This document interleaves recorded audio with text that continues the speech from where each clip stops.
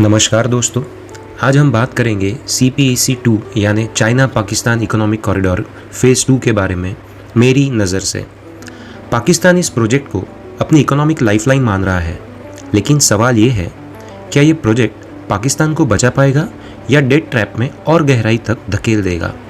भारत इसे इतना बड़ा रेड फ्लैग क्यों मानता है और इस पूरे गेम के पीछे चीन की जियोपॉलिटिकल स्ट्रेटेजी क्या है? चलिए शुरू करते हैं इस डीप एनालिसिस के साथ। दोस्तों, सबसे पहले जानते हैं कि ये प्रोजेक्ट आखिर है क्या। CPEC यानी चाइना पाकिस्तान इकोनॉमिक कॉरिडोर शुरू हुआ था 2015 में। इसका मुख्य उद्देश्य था ग्वादर पोर्ट को चीन के शिनजियांग प्रांत से जोड़ना, ताकि चीन को इंडियन ओशन तक डायरेक्ट एक्सेस मिल सके। ये प्रोजेक्ट BRI यानी बेल्ट एंड रोड इनिशिएटिव का हिस्सा है, जो चीन की सबसे बड़ी इंफ्रास्ट्रक्चर एंड कनेक्टिविटी स्ट्रेटेजी है। फेज़ 1 में फोकस था roads, energy projects, Gwadar port development और पाइपलाइंस पर। अब आ गया है फेज़ 2 CPEC-2। इसमें फोकस है इंडस्ट्रियलाइजेशन के लिए स्पेशल इकोनॉमिक जोन्स यानी SEZs, agro based projects, technology parks और ग्वादर का फुल स्केल डेवलपमेंट।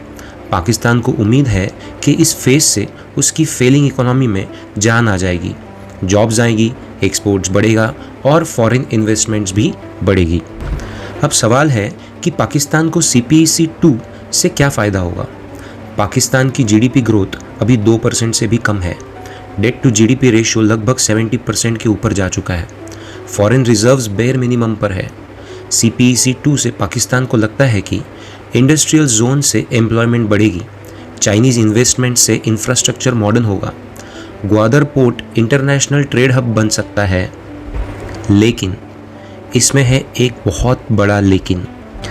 यहाँ पाकिस्तान को एक बहुत बड़ा डेट ट्रैप और सॉवरेनिटी का खतरा है, क्योंकि CPEC-2 के टर्म्स ऐसे हैं कि चाइना को बहुत ज़्यादा कंसेशंस मिल रही है, जैसे कि tax holidays, duty free imports, long term land लीजेस और सिक्योरिटी गारंटीज़। इसका मतलब लोकल बिजनेसेस को कंपटीशन में नुकसान होगा। एक्सपर्ट्स कह रहे हैं कि पाकिस्तान की इकोनॉमिक सॉवरेनिटी पर सवाल खड़े हो सकते हैं। चाइना के लोन्स का रीपेमेंट ऑलरेडी पाकिस्तान के लिए मुश्किल हो चुका है। CPEC-2 इस डिपेंडेंसी को और गहरा कर देगा। दोस्तों, अब बात करते हैं कि भारत के लिए रेड फ्लैग क्यों है। भारत के लिए सबसे बड़ी चिंता ये है कि CPEC-2 गिलगिट बाल्टिस्तान से होकर गुजरता है, जो POK यानी पाकिस्तान ऑक्यूपाइड कश्मीर का हिस्सा है। भारत इसे अपना क्षेत्र मानता है, तो CPEC-2 बेसिकली भारत की सॉवरेनिटी को चैलेंज करता है। दूसरी बड़ी चिंता ये है कि ग्वादर पोर्ट ये सिर्फ एक कमर्शियल पोर्ट नहीं रहेगा। एक्सपर्ट्स मानते हैं कि ये ड्यूअल यूज़ पोर्ट यानी ट्रेड प्लस मिलिट्री पोर्ट बन सकता है। चाइनीज़ नेवी को इंडियन ओशन में स्ट्रेटेजिक एक्सेस मिलेगा, जो भारत के लिए एक सिक्योरिटी रिस्क है। भारत ने ऑफिशियल स्टेटमेंट में कहा है, any activity in Indian territory under Pakistanis illegal occupation is unacceptable. यानी भारत इसे सिर्फ इकोनॉमिक नहीं, नेशनल सिक्योरिटी भी मानता है। ग्वादर और बलूचिस्तान में CPEC को लेकर विरोध हो रहा है। बलोच इंसर्जेंट्स ने चाइनीज़ वर्कर्स पर कई हमले किए हैं। लोकल्स का कहना है, हमारे रिसोर्सेस चीन ले रहा है और हमें कुछ नहीं मिल रहा है। वाटर स्कैरसिटी, डिस्प्लेसमेंट और लोकल अनएम्प्लॉयमेंट जैसी प्रॉब्लम्स बहुत है।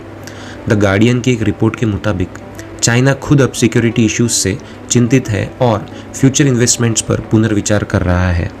दोस्तों, अब समझते हैं इसका जियोपॉलिटिकल एंगल और अफगानिस्तान फैक्टर। अब चाइना और पाकिस्तान CPEC-2 को अफगानिस्तान तक एक्सटेंड करने की बात कर रहे हैं। इससे क्या होगा? चाइना को सेंट्रल एशिया तक एक्सेस मिल जाएगा, जिससे भारत की अफगानिस्तान में स्ट्रेटेजिक इन्फ्लुएंस घट सकती है और साउथ एशिया में चाइना पाकिस्तान एक्सिस और मजबूत हो जाएगा। तो दोस्तों, सवाल ये है, पाकिस्तान को CPEC-2 से फ़ायदा होगा या ये एक डेट ट्रैप साबित होगा? और इसमें भारत क्या कर रहा है?